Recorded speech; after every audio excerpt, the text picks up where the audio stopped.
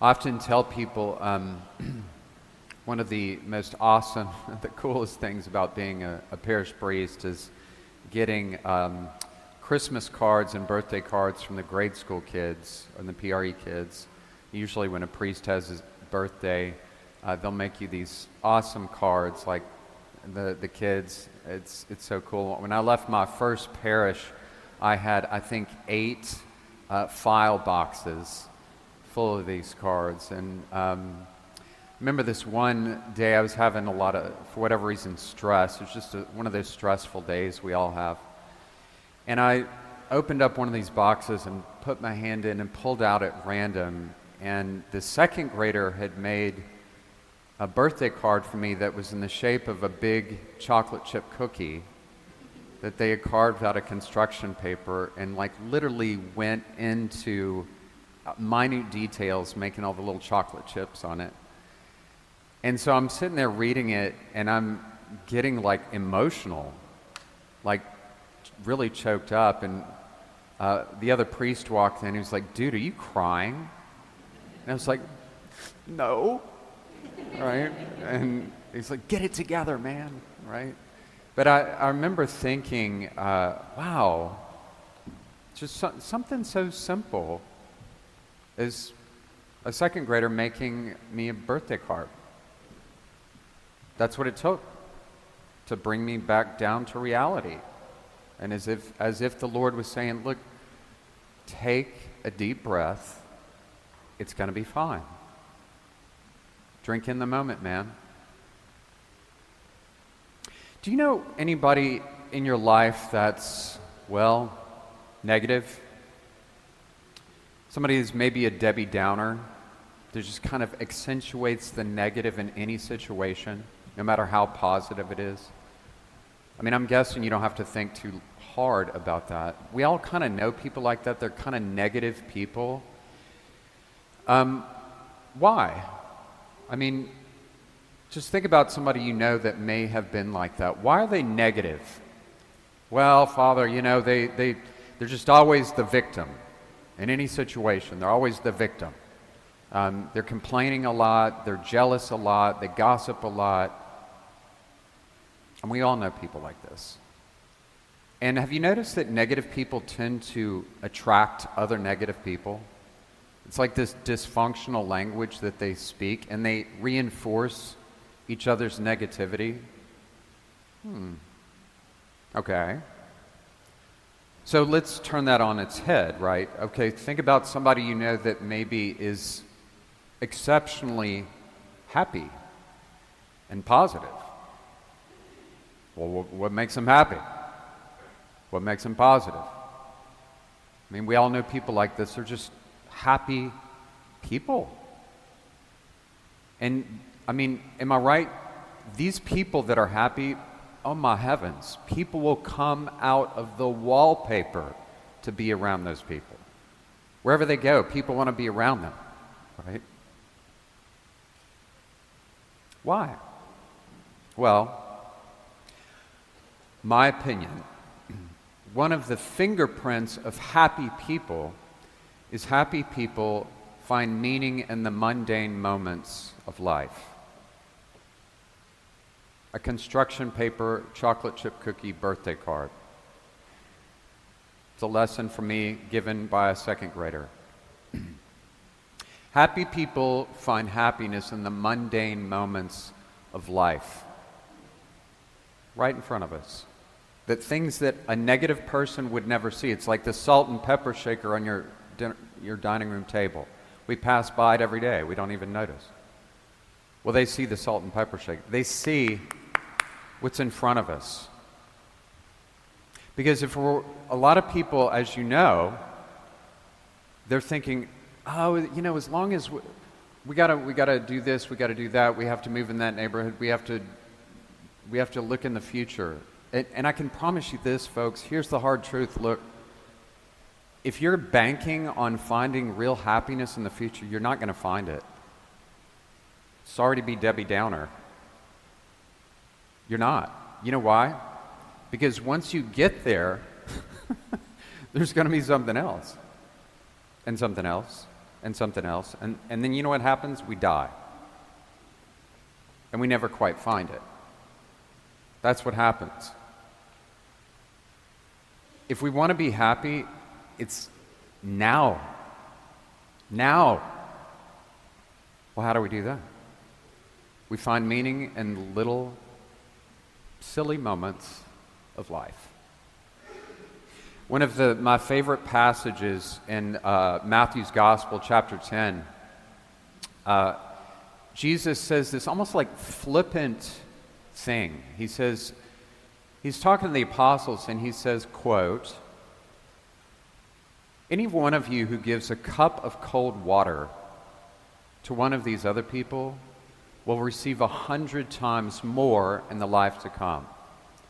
A cup of cold water, you receive so much more in heaven. And you can imagine the apostles are like, really? Because it's just water. So what's he saying there? He's saying the small things that you do have eternal consequences. Things you don't even think about. You know what's going to happen when you and I are dead and we get to heaven? Well, let me say this. You'll be in heaven. I'm going to be on the cleanup crew in purgatory, okay? I'm going to be pushing the push broom. When you get to heaven, okay, we will see these thousands of people that you helped in your life, that you gave the cup of cold water to. And for us now, we're like, yeah, what's a big deal? Of course I'll pick up your kid from soccer practice. Of course. No. We're going to see the ripple effects. I'm like, wow, incredible. You know, if you don't mind, I just want to share this story with you. And this may freak some people out, so forgive me, but about 22 years ago, I did a silent retreat for 8 days. Yes, I did a silent retreat. Miracles happen. So I was at a monastery in Kentucky where Thomas Merton was at. It's called Gethsemane Monastery. And so I was there, and I'm a morning guy, so I woke up early and went for a walk in the woods, and there's this beautiful, beautiful lake out in the woods. And the sun was coming up, and there was steam coming off the lake. And, it was beautiful. Just amazing. And the sun it was just incredible. So I'm standing next to this lake, and as I'm looking at this, right about here, about 2 inches from my face, I saw something moving. Just right here. And I looked over, and it was one of those big spiders. It's like black and gold spider. It's about this big, maybe 3 inches. Every time I tell this story, it's like this big, right? Right? So, and then I look over, there's another one, and another one, and I slowly step back, and I look down this lake, and on the cattails next to this lake, there's literally thousands of these black and gold, they call them garden spiders, thousands of them. And so I'm stepping back, and I'm kind of creeped out, but I'll be honest with you, it's really beautiful. It's really beautiful. I sat there for an hour just watching these spiders put their webs together because all the insects were coming off the lake, and they were basically cooking breakfast, right? So I go back in the monastery, and I said to one of the monks, "You could have told me about those spiders." He said, "Well, they're God's creatures too." I said, "I don't know about that." But, you know, it's just a silly moment. Those of you that go hunting, that go fishing, that walk, you know what I'm talking about. You have these moments in nature, you're like, wow, this is just beautiful. Beautiful. Right? What are some of these moments?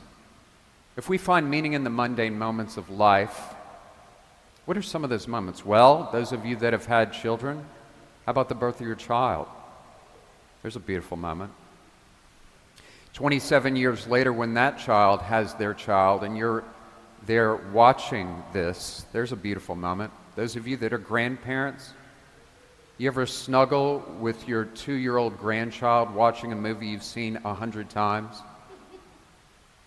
It's a beautiful moment. Making Christmas cookies with them. Having an amazing conversation with someone in the parking lot after your Zumba class. And you just get in your car and you're like, wow, that was awesome. The other day I was driving around. Beautiful, beautiful day. I had the windows down, radio blaring, listening to one of my favorite Paul Simon songs. Just a beautiful moment, simple. A tender kiss from a spouse. Honey, how are you doing? Oh, I'm fine. No. That's not what I'm asking. How are you doing in your heart? Just simple moments. There are people that will only find happiness when they have something new. And they want something new. And then 2 months later, when the newness has worn off and the new car smell goes, there's something else. And then there's something else. And then there's something else. And they're chasing after something they can't quite find because it doesn't stick. Let's put it this way.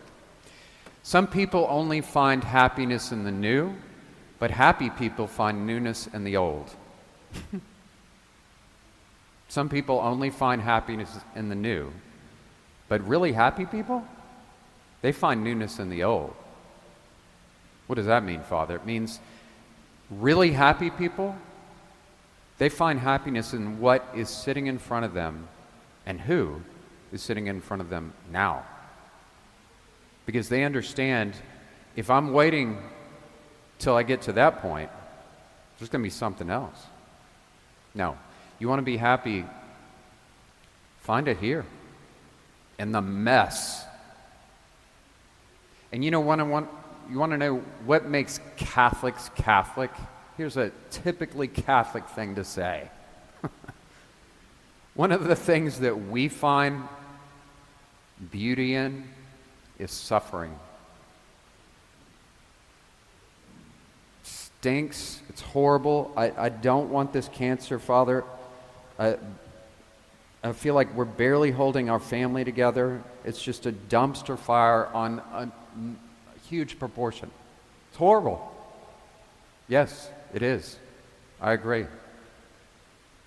But you know what happens? When we get past it and we look back, we see that we have grown so much.